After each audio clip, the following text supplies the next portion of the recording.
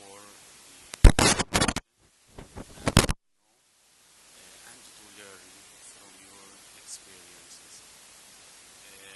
My talk, I am at first define myself. I am Dr. Khaled MohamedHosny from Faculty of Pharmaceutica at Abdulaziz University, and also I have worked in Pharmaceutica University, Egypt. My research interest on the advanced drug delivery systems as nanoparticulate drug delivery and vesicular drug delivery systems. Today I will talk about novel drug delivery system loaded with bone morphogenetic protein for the repair of alveolar bone defects. First, if we take some words about certain case known as cleft lip and palate. Cleft lip and palate is one of the most common congenital deformities around the world. It may be unilateral or bilaterally in the maxilla, and it affects the facial structure.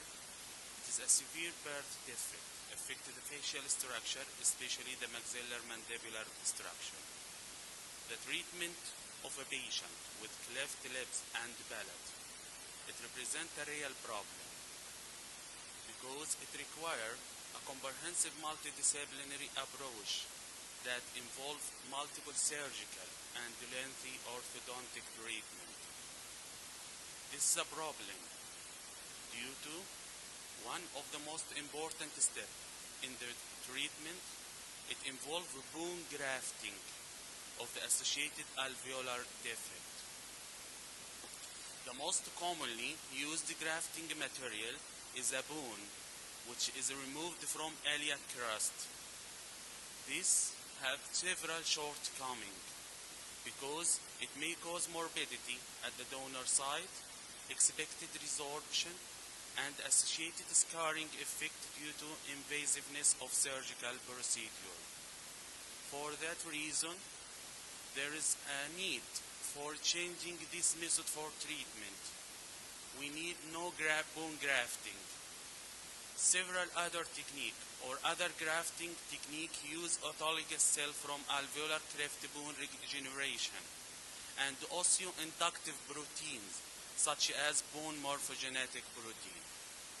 Bone morphogenetic protein, BMP, act as an osteoinductive factor.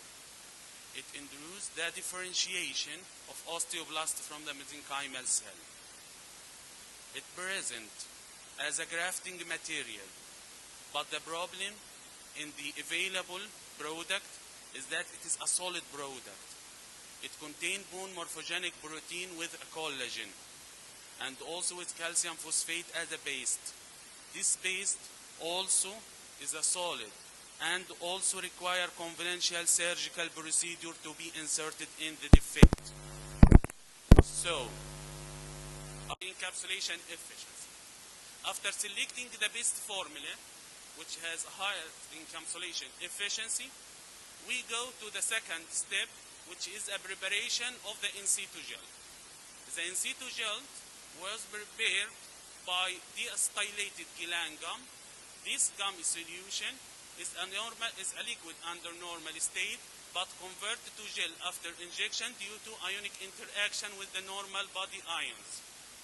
After preparation of the in situ gel was evaluated for critical ionic concentration, for gel strength, for viscosity before and after gelation in order to ensure the in situ gelling nature. After selecting the best formula of the gel, we go to the in vivo study. The in vivo study was included the creation of surgically creation of alveolar cleft or alveolar defect in the maxilla of a rabbit, and then a flap of cells of mesenchymal cell were surgically done and remain to heal for 7 to 10 days. After healing of the defect, there is injection. The animals were divided into several groups.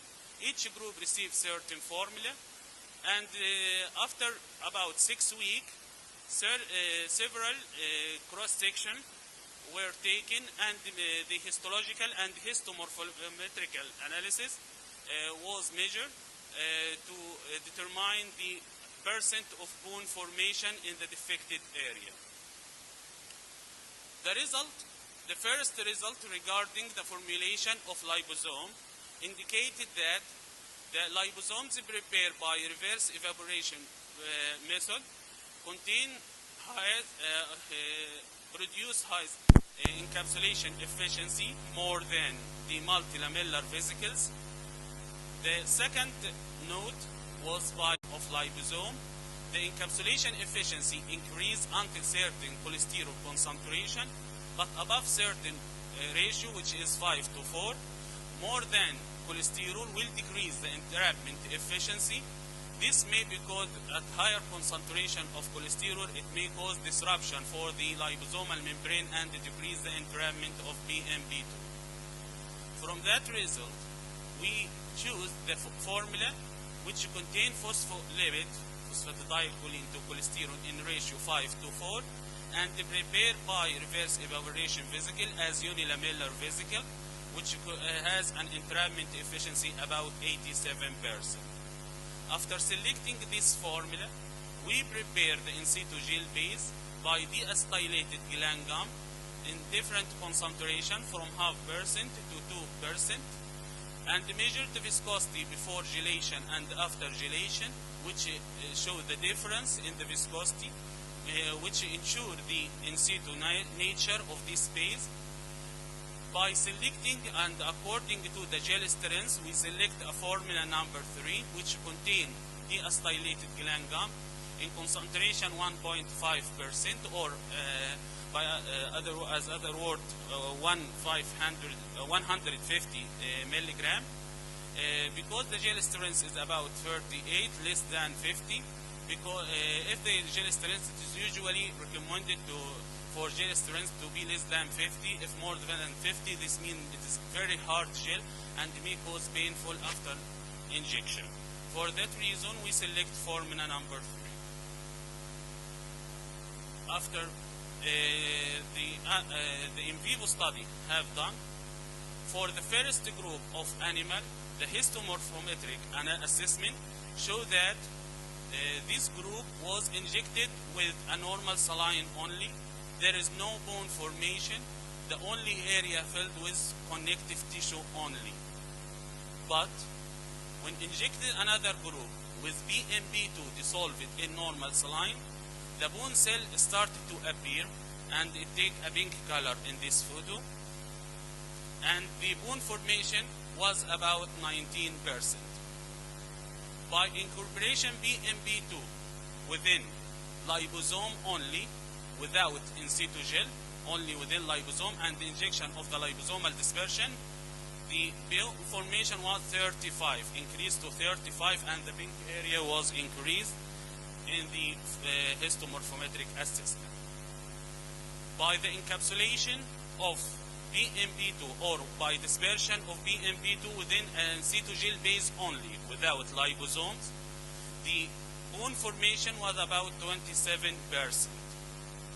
But finally, when encapsulating BMP2 within liposomes and the dispersion of this liposome within an in situ gel base, the bone formation was about 67%. And the main area is filled with osteoblast, and there is a new osteoblast cell is started to form. In conclusion, controlled release injectable BMP2 liposomal in situ gel is a novel drug delivery system that provides a new non-invasive procedure to repair alveolar cleft defect.